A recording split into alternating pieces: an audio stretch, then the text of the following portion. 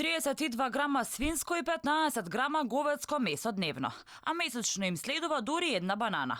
Ваков е студентскиот живот во Македонија. Студентите од студентските домови во Скопје, каде во руинирани и студени простори живеат, учат, но и само од кровот од тоалетите да не им падне врз глава, со 1 евро дневно за храна го минуваат денот.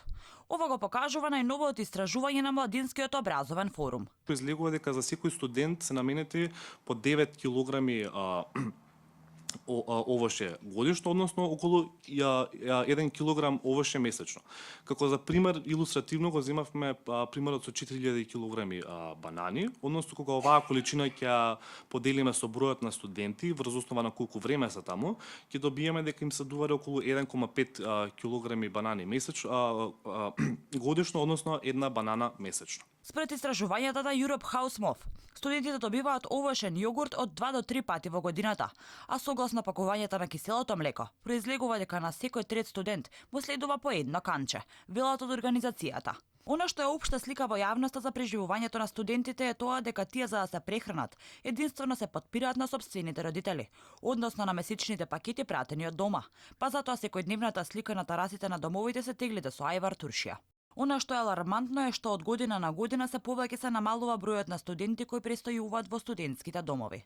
А тоа е резултат на лошите услови во домовите, но и на масовното иселување на младите од државата, велат од МОВ.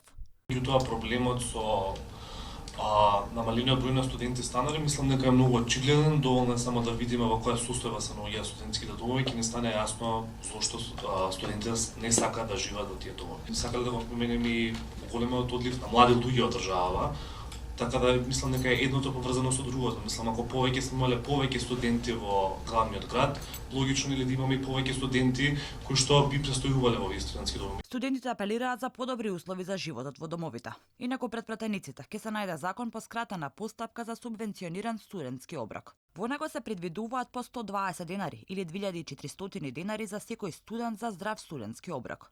Правото на субвенциониран студентски оброк ќе го уживаат студентите што се државјани на Република Македонија и се запишани како редовни на додипломски студии на државните или приватните универзитети доколку се изгласа законот.